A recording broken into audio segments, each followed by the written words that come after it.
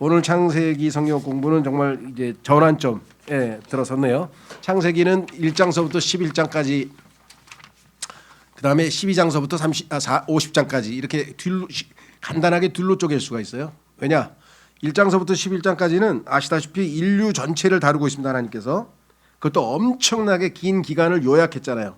그렇죠? 2000년 기간을 아이가 11장으로 쫙 요약을 했는데 12장서부터는 엄청나게 템포가 느려져 가지고 50장에 이르기까지 39장이 내 가족 얘기예요. 내 가족 얘기, 4명의 가족 얘기를 나머지 하나님께서 이렇게.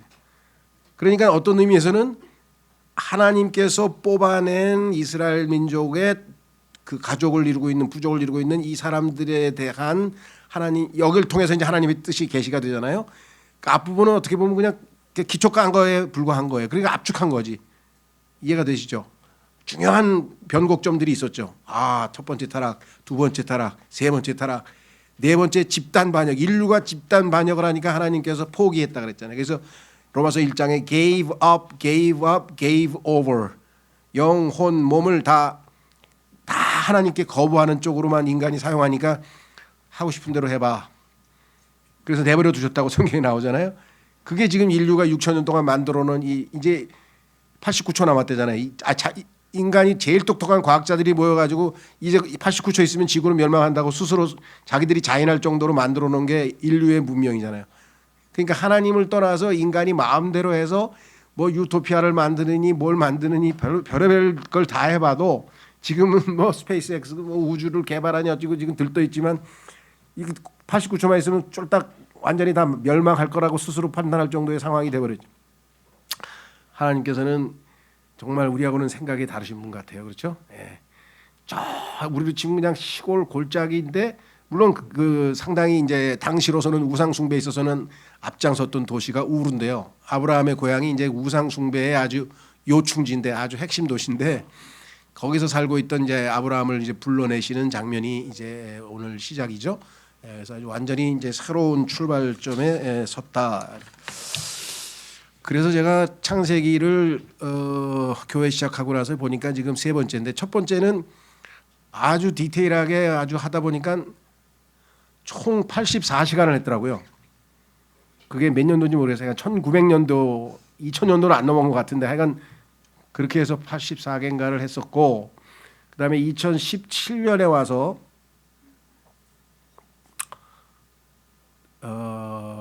총 몇 개를 했는지 정확하게 기억이 안 나요. 하여간 지금 우리가 26번째 시간입니다. 창세기 그죠?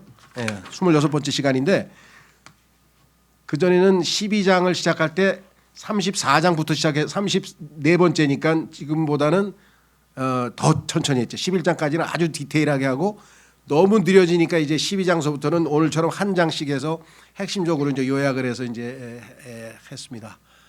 그렇죠? 그러니까 우리는 하나님의 스타일하고 거꾸로 가고 있는 거예요 지금. 하나님은 엄청 요약을 해놔가지고 이게 뭐라나 압축을 시켜놨기 때문에 이 압축을 푸니까 그냥 엄청나게 늘어나는 거예요 내용이. 이것도 정말 84년도에 1990년대에 한 번 하고 두 번째 할 때 안 한 것 위주로 조금이라도 어떻게든지 해보려고 미리 내가 다 두 개 다 들어보고 새로운 내용으로 이렇게 했는데도 25개까지 와 있어요 지금.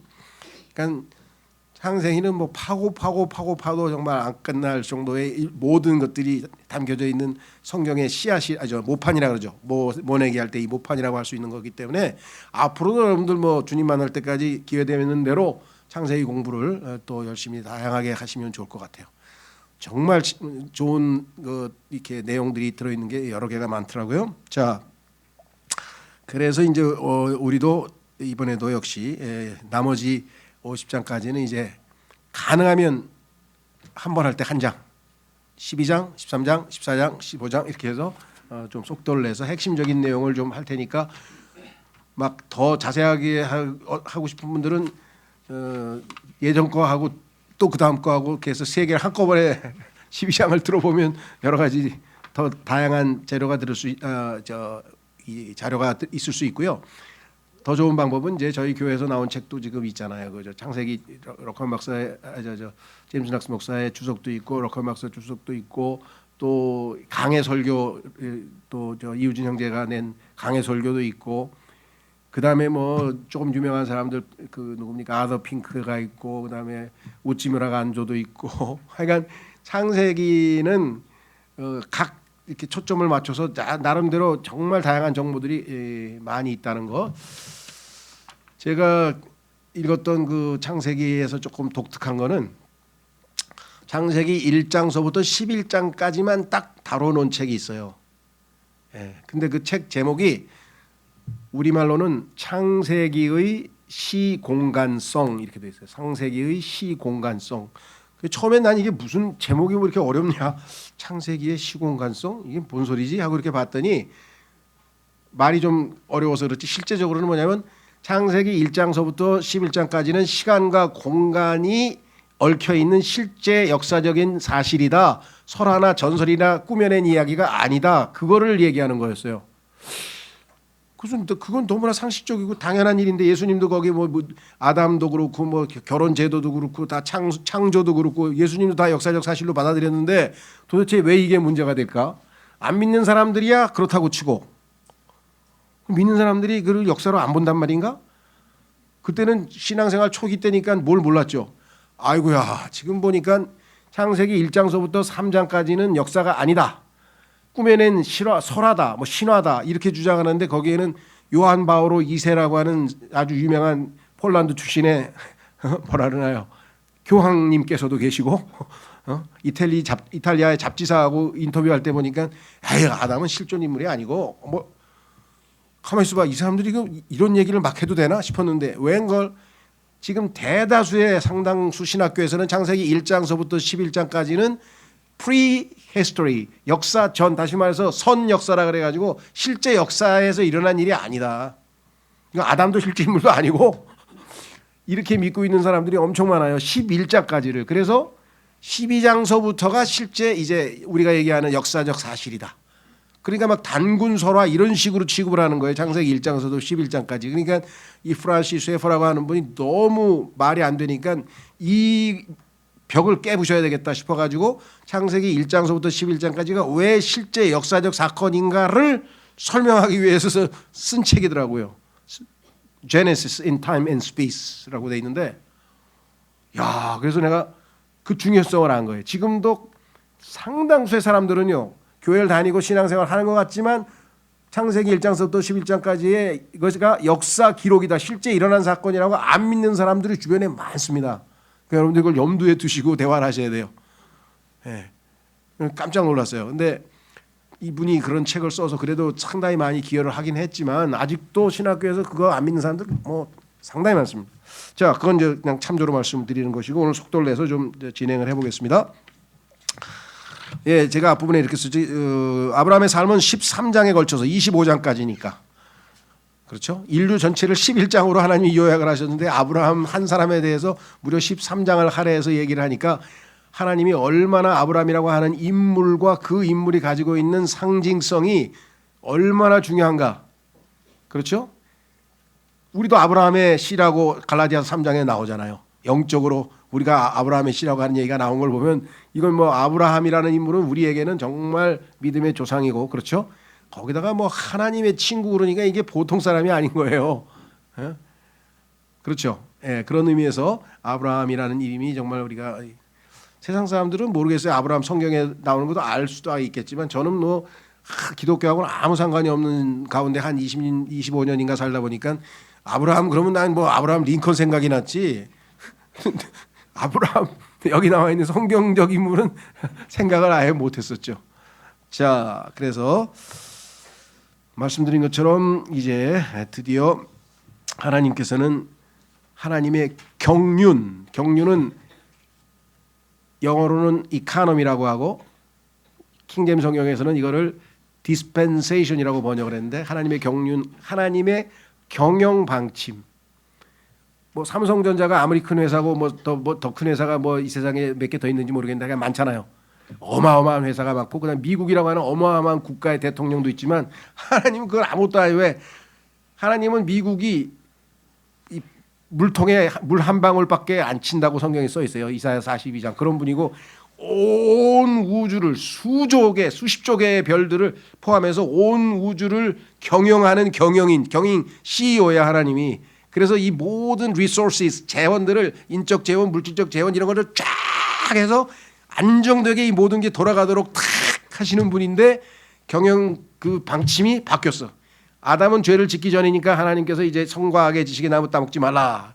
따먹고 말았어. 그래서 이제 네 양심에 따라서 이제 행동하라 그랬는데 결국은 또 죄를 살인을 저지르고 가인이. 그래서 그 다음에는 더 악한 육신적인 아주 실행을 해가지고 소위 말하면 영적 도덕적 타락이 창세기 6장에서 일어나서 홍수까지 일어나고 결국은 이제 모든 일들이 점점 타락으로 지금 내려가고 말았잖아요. 그렇죠? 그래서 하나님께서는 그 타락 상황마다 처음에는 행위구원, 소위 말하면 따먹지 말라 그랬으니까 순종해야죠. 그다음에 두 번째는 양심에 맡겼는데 그것도 작동을 안 해서 이제 사형제도까지 만들어서 인간이 인간을 지배하도록. 그 전까지는 인간이 인간을 지배하는 게 허용이 안 됐었어요. 근데 이제 그렇게까지 안 하면 인간은 통치가 안 될 정도로 이제 반역의 영이 그냥 너무나 이렇게 사람들에게 마음을 장악하고 있기 때문에. 근데 하나님께서 이제 당분간 내버려 두셨다. 그 대신 그 중에서 한 민족을 뽑아내셔서 하나님과의 이제 새로운 관계가 시작이 되는 거죠. 그래서 하나님과 이스라엘 백성과의 새로운 경영 방침에 따라서 하나님께서 이제 이스라엘을 다루고 계신 내용이 이제 나오는 거죠. 자, 그래서 이는 그 중요성을 하나님께서 인정하시는 겁니다. 그렇죠. 13장이나 하려 했다는 건 보통 일이 아니죠. 성경에 보면 이런 일이 가끔 나와요. 우리가 생각할 때는 아무것도 아닌 것 같은 것, 특히 이스라엘 창세기에 출애굽기에 보면은 성막을 만드는데 하나님께서 성소를 만드는데 무려 25장에 걸쳐서 성소 만드는 설계도를 다 일일이 설명하잖아요. 근데 얼핏 보기에는 그냥 이 오소리 가죽에다가 뭐 그냥 소위 치면 그냥 천막 하나, 이게 조그만 가건물 하나인데 왜 그거에 대해서 하나님께서 그렇게 관심이 많은지, 꼭 하나님께서 온 우주의 최고 봉우리에 계신 분이 왜 꼭 거기서 거하시겠다고, 거기서 내가 인간을 만나겠다고 그렇게 말씀하시는지 참 우리로서는 이해가 안 되는데, 이제 성경을 어느 정도 공부해 보고 나면 하나님의 마음을 조금이라도 이제 읽을 수가 있게 되겠죠. 그렇죠? 자, 그래서 이제 우리는 갑니다. 본문 성경 펴시고 이제 속도를 내서 쭉쭉 읽어가면서 뭐 코멘트를 하면 여러분들이 이미 또 성경에 창세기는 어느 정도 공부가 되어 있으시기 때문에. 자, 12장 1절입니다. 이제 주께서 아브라함에게 전에 이같이 말씀하셨더라. 너는 너의 고향과 너의 친족과 너의 아버지 집에서 나와서 내가 너에게 보여줄 지역으로 가라. 야, 아니 대대손손 살아오던 집 그 고향인데 떠나라고 하나님께서 말씀하시니 얼마나 당황스러웠겠어요. 그렇죠? 자, 그래서 두 번째, 그리하면 내가 너로부터 위대한 민족을 만들겠노라. 하나님께서 하실 일을 설명하네요. 그리하면, 순종하면, 떠나면, 그리고 내가 너에게 복을 주겠고, 복의 근원 되신 분이라고 우리가 보통 얘기하잖아요. 복의 근원 되신 분이 복을 주겠다고 했으니까 이 복이 얼마나 어마어마한 복인가 한번 생각해 보십시오. 자, 그 다음에 뭐라고 했느냐. 내가 너의 이름을 위대하게 만들겠노라. 6,000년 동안 지금 전 세계에 우리나라에만 5만 개의 지역교회가 있습니다. 그럼 전 세계에 몇 개나 교회가 있는지 모르고, 또 하여간 카톨릭도 있고, 하여간 또 세상 사람들도 또 아브라함 들먹이는 사람이 있어요. 특히 요즘에 유대인 얘기 나오고 뭐 어디 가서 강연할 때 보면 오늘 하루도 아브라함이란 이름을 이 지구상에서 수천 번 얼마나 많이 들리겠어요. 하나님의 약속이 확실하죠. 아브라함은 위대하게 된 거예요. 그야말로. 자, 그래서 위대하게 만들겠노라. 그런즉 너는 하나의 복이 되리라. 자, 3절 그리하면, 자, 이게 이제 여기서 이제 많은 사람들이 뭐라고 표현해야 되나? 좀 삐딱선을 타는 거예요. 왜? 아이씨, 왜 하필이면 왜 유대인을 특별히 하나님께서 대해 주시는 건가? 그래서 유대인을 미워하는 정서가 그게 사실은 영적으로 마귀로부터 나온 거죠. 왜? 유대인 민족으로부터 예수님이 나왔기 때문에 마귀는 지금 그것 때문에 영적으로 다 사실을 알고 있기 때문에 유대인들을 미워하는 거지만, 세상 사람들이 유대인을 미워하는 마음은 질투심에도 있지만, 왜 하나님이 왜 특별히 왜 선민이라 그래서 왜 그 사람들만 잘해주냐 뭐 이런 게 있죠. 예. 그러나 여기 보시면 나와 있잖아요. 뭐라고 얘기했냐. 너를 축복하는 자들에게 내가 복을 주겠고, 무조건이에요. 너를 저주하는 자를 내가 저주하겠노라. 역사적으로 이거를 입증하는 책이 이렇게, 그러니까 이 약속 어겨가지고 복받은 나라, 복받은 사람, 복받은 가족, 복받은 민족, 복받은 단체 셀 수도 없이 많고, 유대인들 핍박했다가 저주받은 민족, 단체 얼마나 많겠어요. 지금 여기서부터 치면 4,000년인데 지금부터, 그렇죠? 4,000년 동안 이 약속을 단 한 번도 어기지 않고 지키시는 신실하신 하나님이라는 사실을 한번 생각해 보세요. 제일 유명한 사건이 두 가지인데요. 역사적으로 뭐 여러분 여러 번 들으셨겠지만, 승승장구하던 스페인이 영국하고 전쟁 벌여서 졌죠. 무적함대라고 한, 이름이 무적함대야. 이름이 무적이야. 그러니까 invincible, 이길 수 없는 함대라고 이름이 붙여져 있어요. 아르마다라 그래가지고. 그런데 그 스페인의 세계 최고의 해군력이 영국의 해적인 드레이크에 만나가지고 졌는데, 사실은 전투에서 진 게 아니라 태풍을 만나가지고 완전히 다 깨져버렸대가지고. 그래서 스페인은 해가 지지 않는 나라의 역사에 200년 동안 유럽을 막 정치 경제적으로 좌지우지하고, 신성 로마 황제가 스페인 국왕을 할 정도로 유럽의 최고의 맹주로 떠올라가지고 꼬꾸라져가지고 영국은 쭉 올라가고 스페인은 꼬꾸라졌는데, 이유가 뭐냐? 스페인의 카톨릭 여왕인 이사벨라라고 하는 여왕이 그 아랍 사람들을 다 몰아내고 포르투갈까지 다 점령해가지고 스페인을 통일시키면서 아주 그냥 최고의 군주로 떠올랐는데, 그때 마지막 수순이 뭐냐? 역사적으로 관심이 없는 사람 잘 모르는데, 마지막 수순이 뭐냐면 거기에 1400년 동안 살아오던 유대인들을 다 쫓아낸 거예요. 하루, 일주일 시간으로, 일주일 시간을 주고 너희들은 유대교 종교를 버리고 카톨릭으로 개종을 하든지 아니면 떠나든지. 그래가지고 상당수의 사람들 신앙시키기 위해서 다 떠나가지고 뭐 동유럽으로 가고 어디로 가고 막 이제 갔고, 그리고 상당수의 사람들도 남아있을 수밖에 없잖아요. 그 중에는 이제 남아있는 방법은 카톨릭으로 개종을 해야 되잖아요. 이제 개종을 했어. 이제 가서 이제 신부에게 뭐 세례도 받고 이제 다 해서 카톨릭이 됐어. 근데 그걸 그대로 인정해 주겠어요? 예. 종교 경찰이라는 게 있어요. 종교 경찰. 그러니까 종교 경찰을 동원해 가지고 감시를 하는 거예요. 저러분들이 집에서 몰래 회당에서 유대인식으로 예배를 드리나 안 드리나, 히브리어 뭐 이상한 성경 들고 뭐 이런 걸로 감시해 가지고 전부 잡아들여 가지고 다 어떻게 했어요? 화형을 시켰어요. 그래서 스페인이 세계적으로 유명한 종교 재판의 원조가 바로 스페인이라는 나라거든요. 유대인들 잡아 나중에는 이제 뭐 기독교 이단들 다 카톨릭 안 믿고 뭐 그런 사람들도 잡아들였지만, 초창기의 원조는 바로 여기서 시작이 된 거예요. 그렇죠? 예. 그래서 그 유대인들을 핍박을 했죠. 그다음에 하나님께서 유대인들을 통해서 보존해 오신 성경 필사본들 다 이렇게 필사해서 베껴놓은 성경이 어마어마하게 많았는데, 그거를 마소라 원문이라 그러죠. 마소라 원문을 6,000부를 불태웠어요. 그 유대인들을 저주만 해도 하나님이 저주하시겠다 그랬는데, 이 스페인은 아주 저주를 불러오는 짓을 한 거죠. 그래가지고 그 이후로 스페인 역사 500년 동안 유럽에서 항상 하위에 놓이지, 스페인이 유럽에서 어디 끼지도 못해요. 그냥 1975년까지 뭐라고 스페인 사람들이 자조 섞인 이야기를 했냐면, 아프리카는 스페인에서부터 시작된다. 그 얘기는 뭐냐면 스페인은 유럽이 아니다 이거지. 피레네 산맥에서 프랑스하고 스페인하고 경계가 피레네 산맥이고, 그다음에 이베리아 반도인데, 그 이베리아 반도는 아프리카하고 거의 붙어 있어요. 또 기브랄타르 해협이 있고. 그래서 우리는 유럽이 아니야. 열등감이 있는 거예요. 왜? 하도 제일 생활 수준이고 모든 게 차이가 나니까. 그 정도로 했다가 더더군다나 1939년에 프랑코의 이 소위 혁명이 일어나 가지고 75년까지 완전히 독재 국가였잖아요. 세상의 어느 나라의 헌법에 우리는 카톨릭 국가다, 카톨릭 이외의 다른 종교를 믿는 자는 형사소추의 대상이 된다, 감옥에 다 가는 거예요. 다른 종교 가지면. 그 정도로 무서운 나라가 스페인이에요. 근데 그게 1975년에 프랑코가 죽고 나서야 겨우 없어졌으니까, 유럽에서 이 사람들을 유럽인으로 쳐줬겠어요. 이게 정치적으로 완전히 하류 국가다, 저거 아주 이제 수준이 낮다, 이렇게 취급을 당하던 하나님의 심판의 말씀이 얼마나 엄미한가 한번 생각해 보세요. 유대인들을 그렇게 괴롭힌 대가를 치렀죠.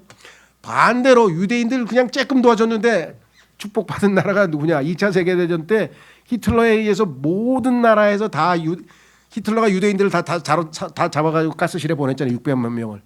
그때 다른 나라들은 다 히틀러가 무서워가지고 다 협조했어요. 유대인들 다 이렇게 해가지고 추출하고 막 핍박했어요.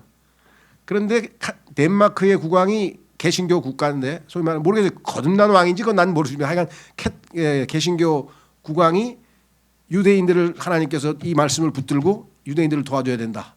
그래서 유대인들을 계속해서 도와줘가지고 덴마크는 하나도 2차 세계대전에 의해서 피해를 보지 않았어요. 옆에 네덜란드고 뭐 다 피해를 봤는데 엄청나게 큰 피해를 봤는데 그러니까 하나님 말씀은 우리가 생각하는 것보다 역사에 어마어마한 자료가 있습니다.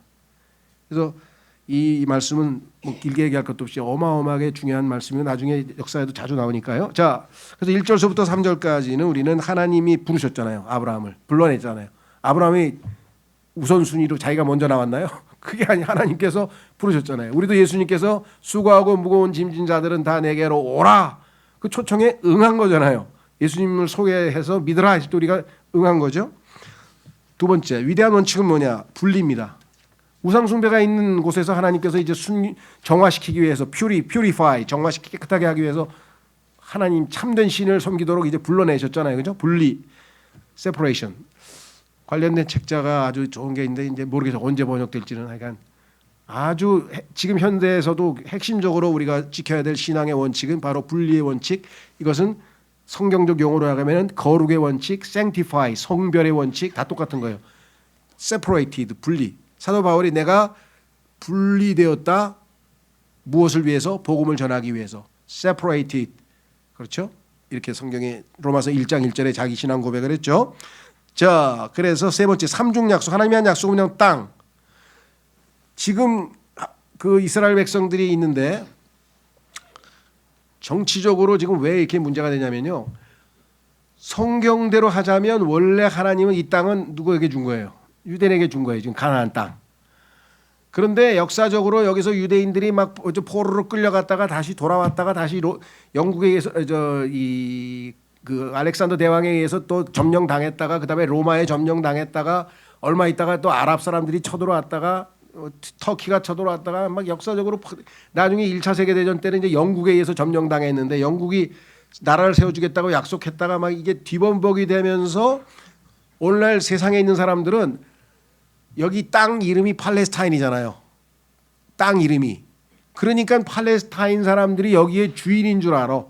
원래 팔레스타인 국가인데 전 세계에 쫓겨났던 유대인들을 여기다가 나라를 세워준다고 강대국이 집어넣어서 원래 있던 사람들이 난민이 돼서 다 쫓겨났다.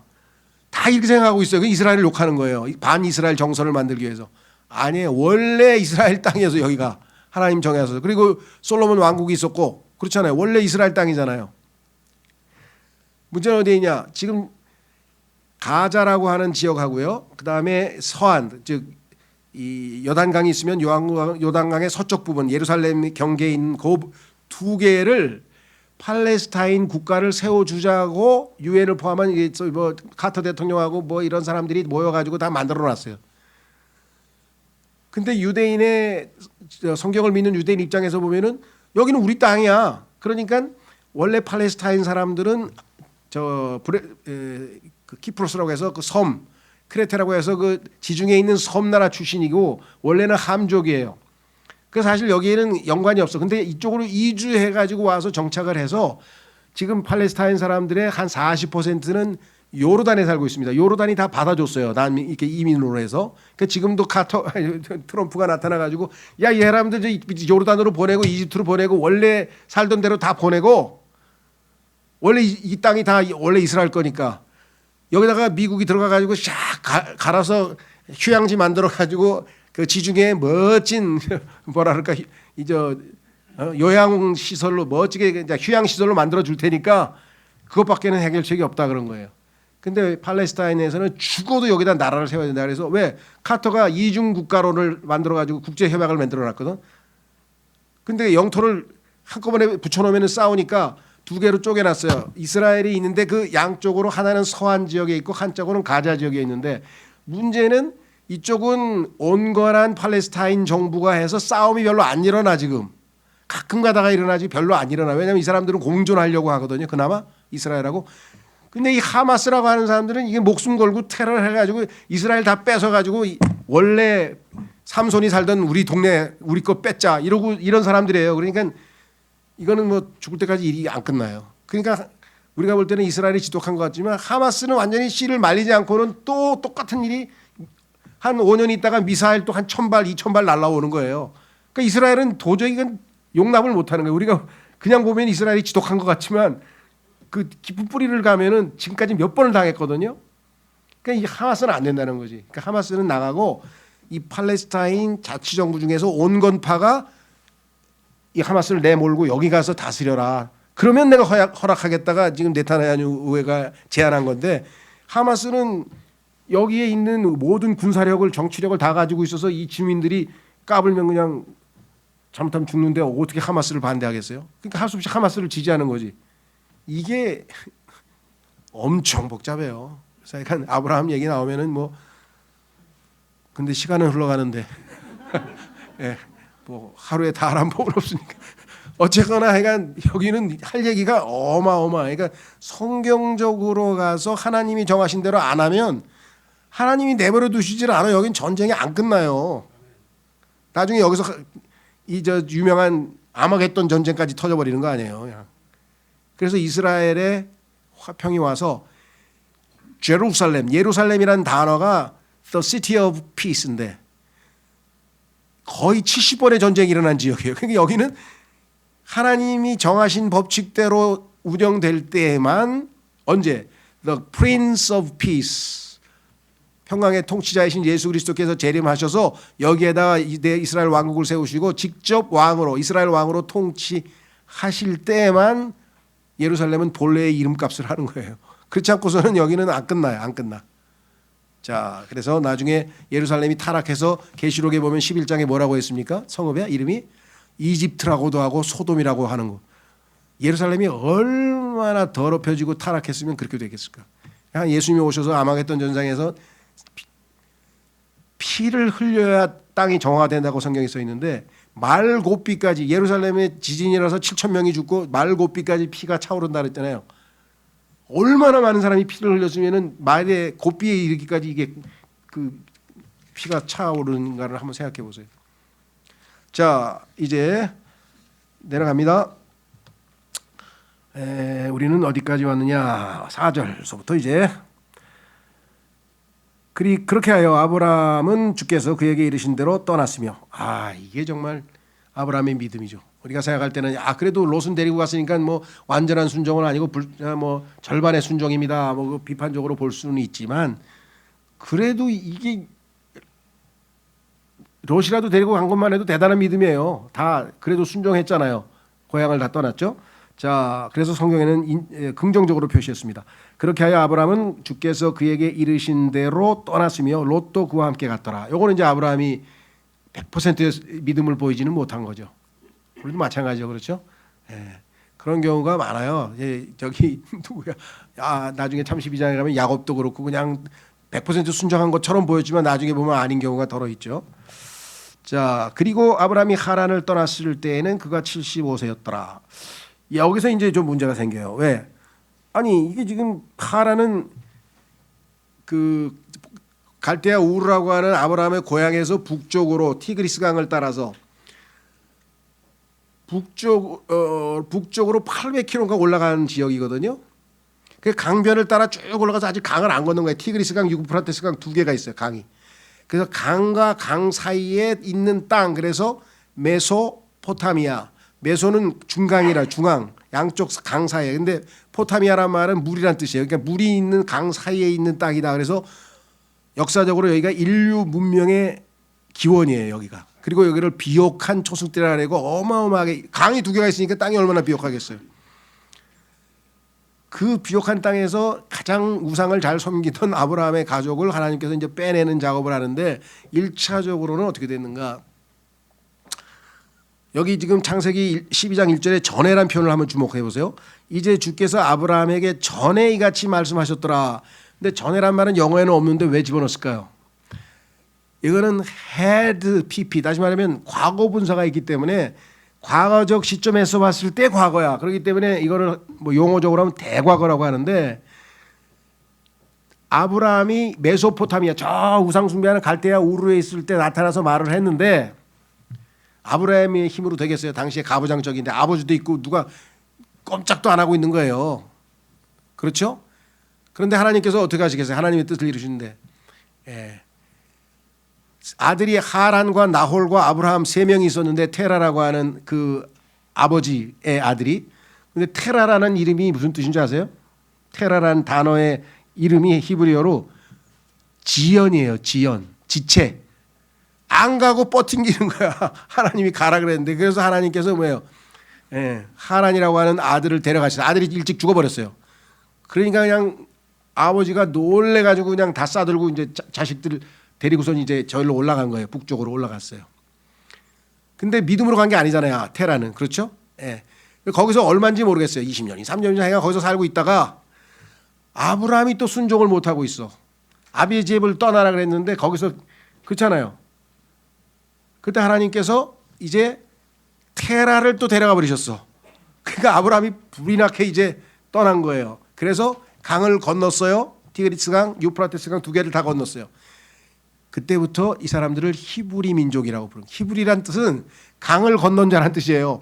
세상을 버리고 강을 건너갔다. 세상과 분리된 자들이란 뜻이에요. 그 창세기 11장에 보면은 에벨 민족이라 해서 에벨족. 그 에벨이 같은 뜻이에요. 그러니까 히브리란 단어는 세상하고는 결별한 사람들의 무리란 민족 이름부터가 그래요.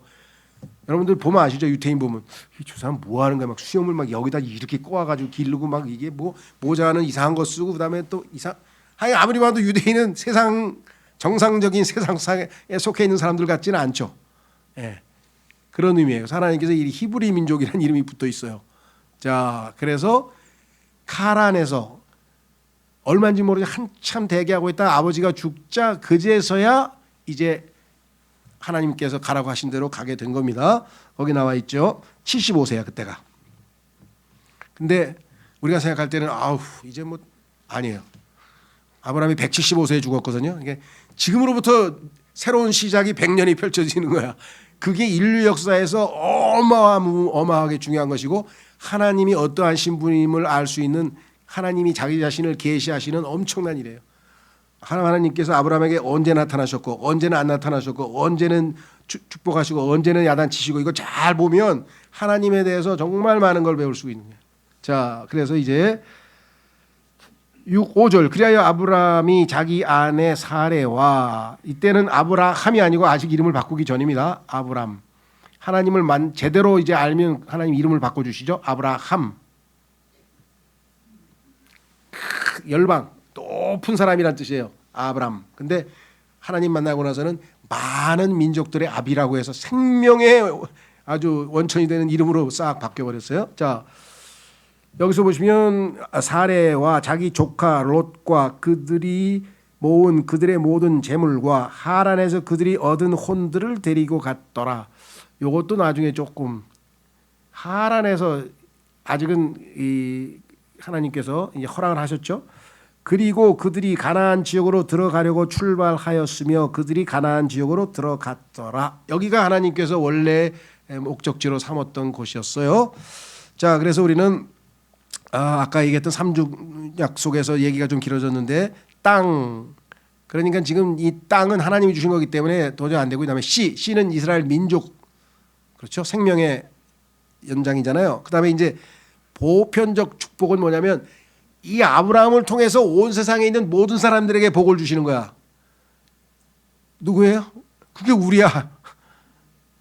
아브라함의 믿음의 후손이 된 우리야. 예수님을 믿고 나서 이 믿음으로써 아브라함의 혈통에, 영적 혈통에 가입을 하게 돼서 우리도 복을 받게 된 사람들이에요. 그러니까 하나님의 계획에 있어서 아브라함은 모든 것의 출발점이라고 볼 수가 있겠죠. 자, 4절서부터 9절까지인데 우선 5절까지 우리가 읽었는데 인간의 응답이 있었어요. 자, 몇 가지 특징들은 뭐냐? 확신. 이르신 대로 갔다 그랬으니까 나름대로는 상당히 4절에 이르신 대로 움직였으니까 확신 가운데 움직였고요. 그다음에 떠났으니까 순종했죠. 자, 그래서 6절에 보니까 그리고 아브라함이 그 지역을 통과하여 시켐이라는 곳으로 들어가서 모레의 평야까지 이르렀더라. 가나안에 있는 지명 이름입니다. 가나안족이 그때는 그 지역 가운데 있었더라. 여기 3번에 보면요, 영향력 롯이 그를 따라감 이렇게 얘기했는데 오늘 해석이 두 가지가 있어요. 롯은 아브라함이 데리고 갔다기보다는 내가 삼촌을 따라가야 복을 받고 삼촌의 휘하에 있어야 난 삼촌의 보호를 받고 싶다. 그래서 아브라함의 어떤 성품과 인품을 인정해서 따라간 것처럼 바라볼 수도 있고요. 아브라함이 혈연난신 나는 이제 친척도 하나도 없고 이제 가서 외로워서 어떻게 사나. 너 조카 너도 나라도 따라와라 하고 데려갔다고 보는 사람도 있어요. 뭐가 정답인지는 모르겠어요. 하여간 그래서 긍정적으로 보자면 영향력이 있었다. 아브라함은 사람들에게 좋은 선한 영향력을 끼쳤다고 볼 수도 있는 것이고요. 참조를 하시고요. 고백. 자, 여기에 나와 있는 것처럼 가나안 7절에 보면 제단을 쌓는 장면이에요. 이게 이제 경배인데요. 이윽고 주께서 아브라함에게 나타나시어 말씀하시기를 내가 이 지역을 너의 씨에게 주겠노라. 자, 하나님이 시키는 대로 해서 드디어 하나님이 가란 대로 도착했잖아요. 자, 그러니까 순종이 그 다음에 뭐예요? 경배로 이어지는 거예요. 순종 없는 경배는 없습니다. 여기 나와 있는 순종한 가운데 어떻게 했어요? 하나님이 약속하셨죠? 내가 이 지역을 너의 씨에게 주겠노라. 이 약속은 앞으로 그 누구도 바꿀 수가 없습니다. 그러니까 지금 뭐 국제회의를 열고 뭘 어떻게 하고 무슨 종합회의를 하고 유엔에서 토의를 하고 해도 소용이 없어요. 하나님이 정하신 대로 모든 일을 움직이기 때문에 지금까지 그래왔고 역사가. 자, 이에 거기에서 그가 자신에게 나타나신 주께 제단을 쌓았더라. Who appeared unto him. 나타났다. 이거 보통 중요한 단어가 아니에요, 성경에서. 왜냐하면 성경에 보니까 예수님께서 2000년 전에 나타나셨죠. 세상에 나타나셨잖아요. 그렇죠? 그 다음에 지금 현재 예수님은 우리를 위해서 대제사장으로 하나님 앞에 appears 나타나 계신다라고 성경에 써 있어요. 우리 눈에는 안 보이는데 지금 셋째 아들이 하나님 앞에 나타나 계셔요. 2000년 전에는 나타나셨어요, 이 땅에. 그리고 놀라운 사실은 그분이 뭐예요? 다시 이 땅에 나타나실 것이다. 미래로 돼 있어요. 그러니까 예수님은 나타나셨고 나타나 계시고 나타나실 거예요. 그러니까 하나님이 나타나든 예수님이 나타나든 이분이 나타나면 뭔가 어마어마하게 중요한 일이 있는 거예요. 그죠? 자, 그래서 아브라함이 얼마나 순종하고 불순종하고 이제 아버지하고 대란에 하고 늦어졌다가 다시 또 카란에 가서 거기서 지체하고 있다가 여기 했는데 하나님이 드디어 나타나신 거예요. 그러니까 그 하나님 앞에 어떻게 있겠어요? 당연한 반응이죠. 그게 바로 제단을 쌓았더라. 자, 그다음에 6절에서 한 가지 짚고 넘어갈 것은 뭐냐면요. 가나안족이 그때는 그 지역 가운데 있었더라. 원래 말씀드린 것처럼 가나안은 하나님 앞에 그 아브라함 노아의 그 아들 중에 하나인데 함이죠. 함의 아들이잖아요. 그러니까 노아의 아들인 함이 하나님으로부터 아버지의 그 벌거벗은 것을 보고 무리를 일으켜서 결국은 하나님은 하모님이 축복을 하셨기 때문에 그의 아들인 가나안을 이제 저주를 해서 그쪽이 이제 저주를 받게 되었는데 그 가나안족은 사실은 함의 땅, 다시 말해서 가나안의 땅은 아프리카입니다. 거기에 거주하고 그다음에 중동 지역은 셈에게 하나님 주셨고 그다음에 야펫은 저 북쪽으로 올라가서 이제 유럽으로 가게 돼 있는데 하나님이 정해 주신 구역에서 벗어나 가지고 마귀가 가나안족은 아시다시피 나중에 보면은요 항상 도덕적으로 최하위고 특히 성적으로 문란한데 제일 앞장선 민족인데 이 사람들을 미리 아브라함이 오는 데다 딱 밑밥을 깔아놨어요. 타락시키기 위해서. 그러니까 두고두고 이 가나안 족속, 가나안에 살고 있었던 가나안 족속들 때문에 이스라엘이 하나님께 우상 숭배에 빠지고 그런 일이 일어나죠. 그 제일 유명한 지금 팔레스타인에 있어서 제일 유명한 인물은 바로 그 삼손 아닙니까? 삼손. 그렇죠? 아니, 삼손 시대에 살았던 삼손이 말려들었던 그 여인, 팔레스타인의 여인 이름이 뭐예요? 들릴란가요? 예. 자, 그래서 우리는 다시 돌아옵니다. 여기서 지금 마귀는 아브라함이 오는 것을 대비해서 미리 오염시키기 위해서 하나님의 백성을 오염시키기 위해서 가나안 지역에다가 미리 준비를 시켜놨다는 것을 우리가 좀 기억하셔야 되고요. 그 다음에 8절 그런 다음에 그가 거기서부터 베델의 동쪽에 있는 산으로 옮겼고 경배의 장소에서 멀어지니까 또 뭔가 좀 불안해지죠. 이게 뭔 일이 또 터지게 생겼네. 여러분 어떠세요? 신앙생활에 항상 주님 중심으로 주님이 삶의 중심에 딱 서 있을 때에는 뭔가 안정감이 있고 딱 그러는데 뭔가 조금 기울고 이렇게 좀 세상적으로 내려가거나 아니면 근심 걱정에 빠지거나 뭐 이렇게 하다 영적으로 느슨해지면 문제가 생기죠. 그 천막을 쳤는데 서쪽에는 베델이 동쪽에는 하이가 있더라. 그리고 거기서 그가 주의 제단을 쌓고 주의 이름을 불렀더라. 자 여기까지는 괜찮아요. 한쪽 다시 말해 서쪽에는 베델은 아시다시피 하나님의 집이란 뜻이잖아요. 그런데 성경에 보니까 교회는 하나님의 집이라고 성경에 디모데전서에 나와 있죠. 자, 그러니까 영적으로 하나님과 만날 수 있는 장소가 한쪽에 있었고 그 반대편에는 하이라고 있는데 하이라는 뜻은 무덕인데 폐허 무덕이에요. 그런데 그 중간 장소에 딱 머무르고 있었어. 일로 가면 일로 가고 잘못하면 일로 가는 거예요. 그렇죠? 거기서 주의 이름을 불렀어요. 이거는 훌륭한 거예요. 주의 이름을 불렀다는 것은 주님께 경배했다는 얘기인데 자 기도됐다는 뜻도 되고요. 주님과 교제 가운데 있기는 있었지만 자 안타까운 상황이 이제 벌어집니다. 7절에서 거기 보면 나오죠. 7절에 하나님께서 눈에 보이는 모습으로 처음 나타나심. 드디어 처음 나타나신 게 지금 경배의 순간이었어요. 이제 것은 음성으로만 보이셨음이라고 그랬고요. 자 그러면 10절로 가보면 하나님의 이름을 부르고 주의 이름을 불렀는데 그 교제 이후에 드디어 뭐가 오겠습니까? 학교가 시작이죠. 3월 달이죠 지금. 아니 3월 달도 안 됐구나 지금. 아직 개강해가지고 학생들 이제 개교해가지고 얼마 안 됐죠, 그렇죠? 한 달만 있으면 4월 달 중순쯤 되면 중간고사 시험이 와요. 시험이 와가지고 이 시험을 치러야 돼. 그렇죠? 자 시험은 두 가지. 하나는 뭐냐? 가난한 사람들이야. 이 사람들이 자꾸만 유혹을 해. 야 우리 같이 놀자 말이야. 한잔 하자 그러고 자꾸 놀자 그러고 막 계속 그런 라이프 스타일을 그렇죠. 두 번째는 뭐예요? 기근이 와요. 두 가지. 자 그래서 9절 이후에 아브라함이 여정을 떠나 남쪽을 향하여 계속해서 갔더라. 남쪽은 하나님의 방향이 아닙니다. 성경에서 보면 항상 북쪽이 하나님의 방향이죠. 10절 그런데 그 지역 가운데 기근이 있었더라. 성경에 나오는 첫 번째 기근. 그리하여 성경은 기근이 몇 번 나옵니다. 한 7번인가? 아모스에서 나오는 기근은 유명한 기근이죠. 그건 무슨 기근입니까? 그건 영적 기근이죠. 하나님의 말씀의 기근. 말씀이 없어서 사람들이 기근을 겪는다는 표현이 나오잖아요. 아모스 8장에.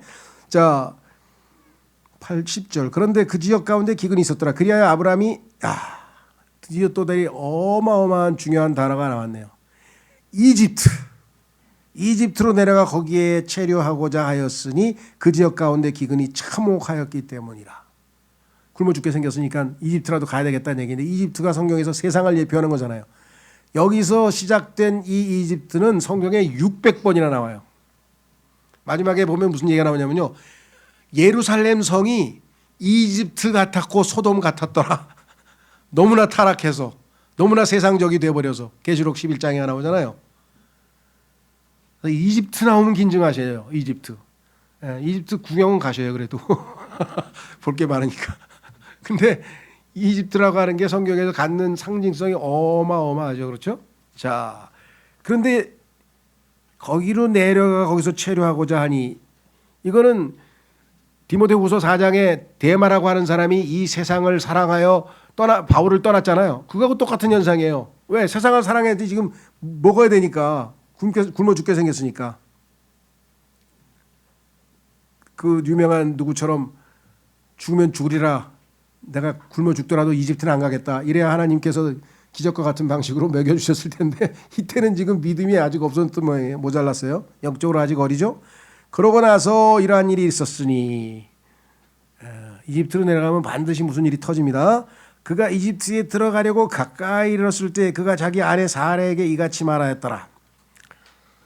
마귀가 속삭였겠죠. 야, 너 이집트 안 가봤지? 이집트 야 살벌한 데야 무서운 데야 너 가면 그냥 다음 날 죽어. 네 아내 다 뺏어가고. 노리고 있어 지금. 우생학적으로 이게 이제 과학자들이 뭐 성경을 하도 뒤집어가지고 연구를 해가지고 별 희한한 연구가 다 있는데 거기에 보면 그거 나와요. 그러니까 이 이집트 사람과 흑인과 그다음에 이 소위 말하면 좀 까무잡잡하지만 완전히 흑인은 아닌 사람들 있잖아요. 이집트 사람들 같이. 예. 이런 사람들이 평생에 일종의 로망이라 그러죠. 로망. 그게 뭐예요? 살같이 뽀얀 여자랑 살아보고 싶은 거야. 이 인간의 본능이에요. 이게 심리적으로 연구가 나와 있어요. 그래서 유명한 흑인 스포츠 스타들은 다 부인이 백인이야. 뭐 너무나 당연한 거지. 뭔가 하여간 반대편을 좋아할 거 아니에요. 그 유명한 얘기가 있어요. 그 흑인 유명한 스타가 어디 저 뭐야 가게 가가지고 스타킹 좀 주세요. 그러니까 뭐 살색으로 드릴까요? 뭘로 드릴까요? 그래서 살색으로 주세요. 그랬더니 검정이니까 검정색을 줬잖아요. 그러니까 검정색 말고 살색 달랬잖아요. 그만큼 컴플렉스가 있는 거예요. 컴플렉스. 그래서 이 컴플렉스를 제거하기 전에는 흑인은 결코 행복할 수 없다. 그래서 그 세계적으로 유명한 말콤 X라고 하는 이 흑인 지도자가 소위 말하면 마틴 루터 킹처럼 그런 정도의 개혁 갖고는 흑인은 불행하다. 그럼 뭐예요? Black is beautiful. 검정 게 아름다운 거야. 흰 게 이게 희멀거리한 게 나쁜 거야. 검정 게 좋은 거야. 이거를 심어가지고 이 말콤 X가 흑인들 혁명을 일으켜놨었어요. 이해가 되세요? 예, 그건 뭐 과학적인 얘기예요. 이거 무슨 뭐 다른 얘기가 아니라. 그래서 가면 자기 그 이집트 왕이 자기한테 그 부인 뺏어갈 걸 뻔히 다 알고 있는 거예요 지금. 그러니까 그 위험을 무릅쓰고 지금 목숨을 살기 위해서 가는 거죠. 이렇게 말했더라. 그가 자기 아내 사례에게 같이 말하였더라. 10살 어리면 65세인데요. 물론 당시로 치면 뭐 한 45세쯤 됐겠죠. 40세나. 이제 보라 당신은 보기에 어여쁜 여자임을 내가 아노라. 그러므로 이러한 일이 있으리니 다 예측하고 있네요. 이집트인들이 당신을 보면 그들이 이 여자는 그의 아내라 하고 말하리라. 그러면서 그들은 나를 죽일 것이나. 뻔한 얘기잖아요.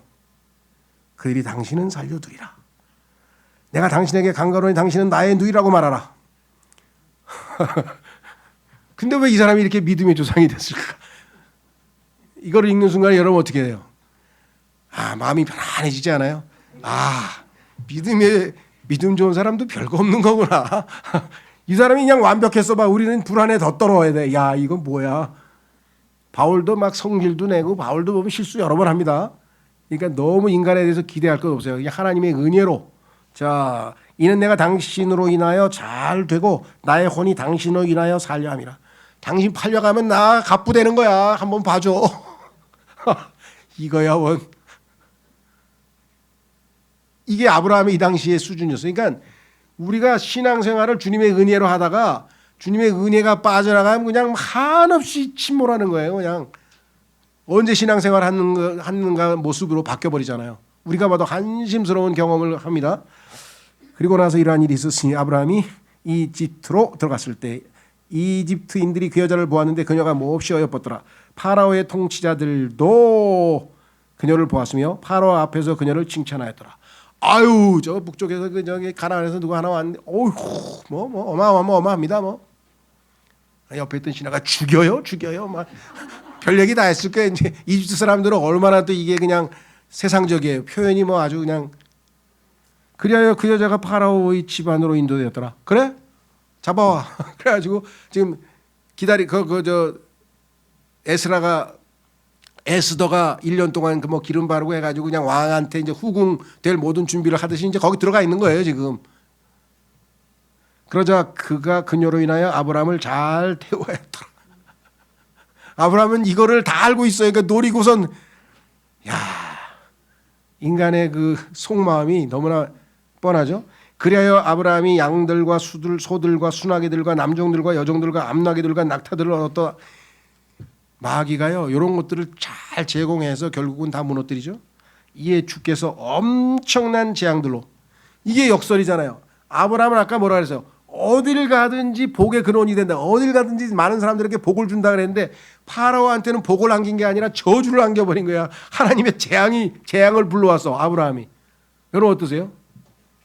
여러분이 동네 마을 회관을 가든 아니면 직장을 가든 학교를 가든 어디를 가든 여러분으로 인해서 그곳에 있는 사람들이 잘 되고 그죠? 풍요롭고 좋은 일이 벌어져야지만 복의 근원이지. 내가 가는 곳마다 뭐가 안 되고 장사도 안 되고 뭐가 안 되고 그러면 직장도 뭐 회사도 기울고 그러면 내가 저주의 근원이 되는 거잖아요. 그러니까 아브라함은 복의 근원으로 불림 받았는데 불순종으로 인해서 이와 같은 저주의 근원이 돼서 파라오가 복을 받기는커녕 어떻게 됐습니까? 엄청난 재앙들로 파라오와 그의 집에 재앙을 내리셨으니 아마 이것은 뒤에 20장에 가면 또 한 번 같은 실수를 또 해요. 아비멜렉에서 그때 보면은 태가 다 다쳐가지고 자식을 못 낳아. 인구가 그렇게 됐잖아요. 그래서 아마 이것도 그걸 거라고 추측하는 사람들이 있어요. 이 당시에서는 제일 큰 게 자녀 생산을 못하면은 그 국가가 운영이 안 되잖아요. 아브라함의 아내 사례로 인한 까닭이었더라. 그러자 파라오가 아브라함을 불러 이같이 말하였더라. 이게 이제 정말 부끄러운 일이죠. 아브라함 때문에 이런 일이 벌어졌더니 파라오가 어떻게 생각했어요? 야, 너 북쪽에서 신앙 좋다고 굉장히 소문이 났는데 네 신앙이 이 정도냐? 요거 이제 제가 지어낸 얘기지만 그런 비슷한 얘기를 했을 것 같아요. 내가 나에게 행한 일이 무엇이냐? 나 너 때문에 죽을 뻔했어. 하나님한테. 어찌하여 너는 그녀가 너의 아내라는 것을 나에게 알리지 아니하였느냐?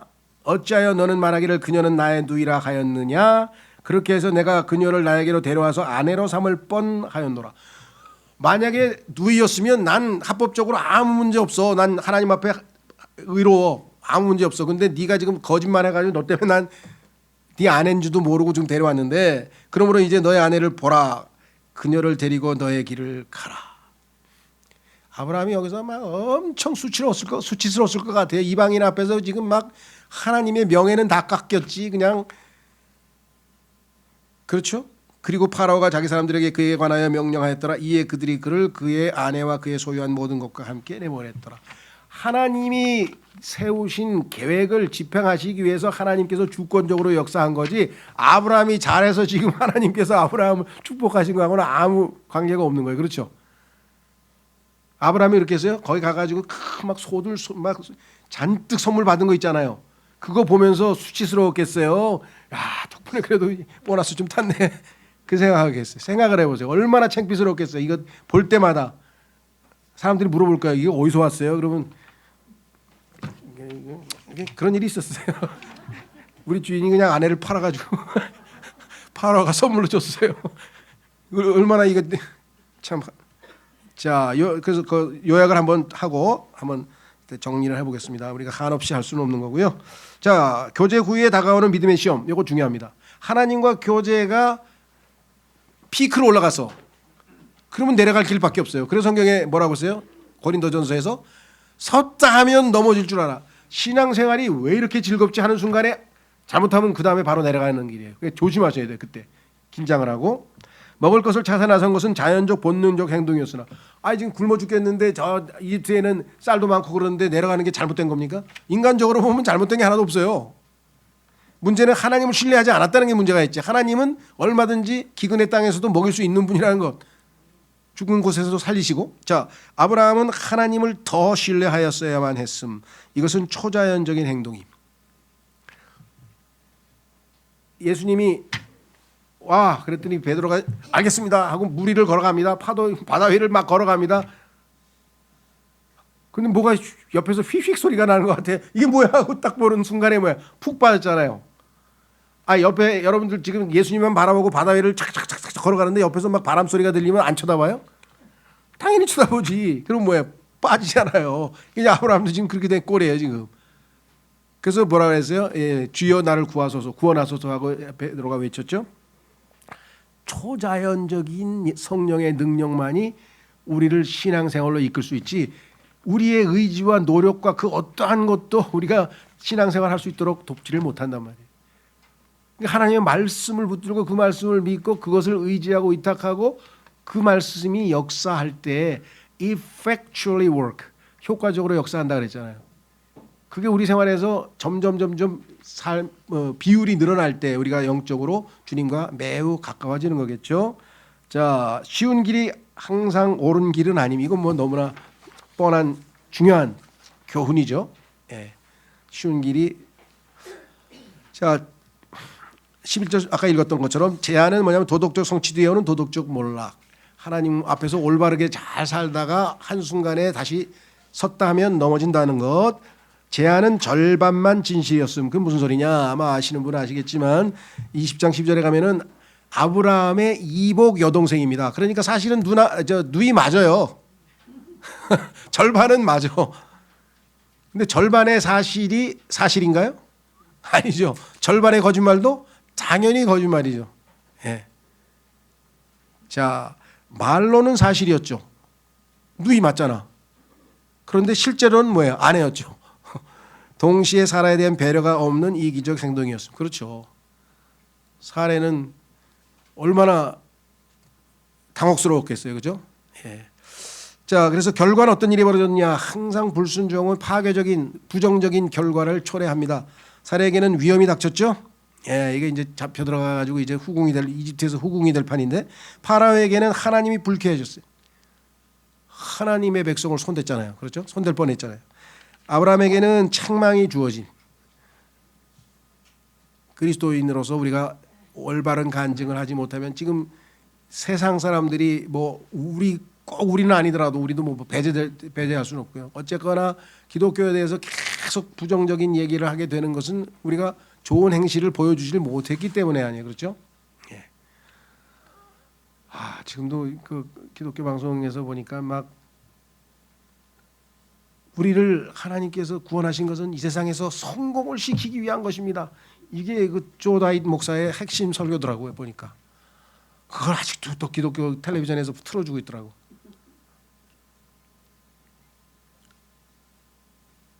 구원받은 목적이 예수님을 닮아가는 게 아니고 고난을 통해서 이 세상에서 성공하는 겁니까?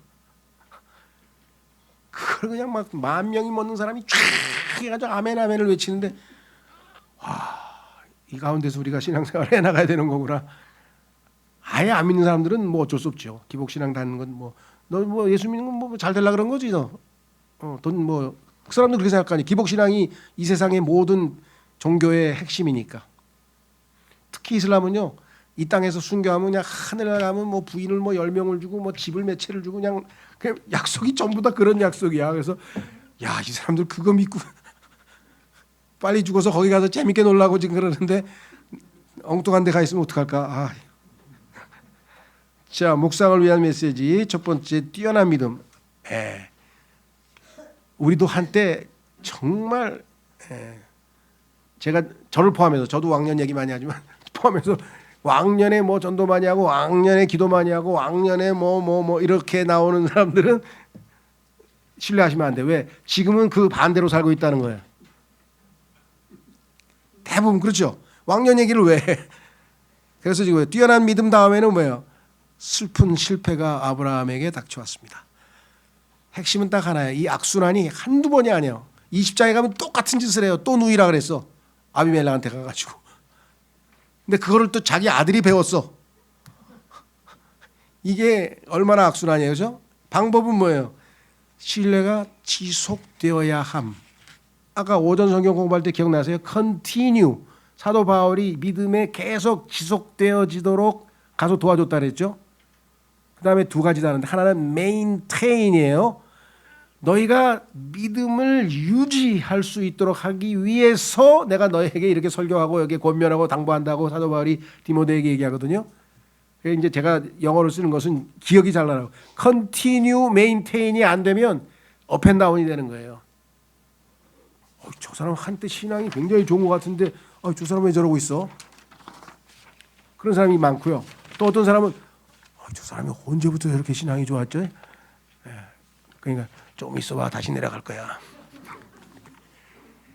이게 자연스러운 거예요. 우리는 인간이기 때문에. 그러나 이게 길어져야 돼. 이게 막 자주 있으면 안 되고 이렇게 이게 좀 완만해서 파도가 이렇게 느슨해져야 될 거 아니에요. 그렇죠? 그렇다고 주님 올 때까지 완전히 없어지느냐? 그건 또 아니에요. 완전히 없어진다고 주장하는 그룹은 또 속지 마세요. 그 사람들은 절대로 완전하지가 않으니까. 그런 사람들이 있어요. 또 교파가 100% 완전히 우리가 예수님하고 똑같이 살 수 있다 막 이렇게 주장하는 사람 또 있어요. 그건 위험하니까 조심하시고요. 예, 그래서 하여간 이 아브라함에 대해서는 뭐 여러분들이 여러 번 공부했지만 우리가 정말 두고 많은 것들을 얻고 배울 수가 있을 것 같습니다. 기도하고 마치겠습니다.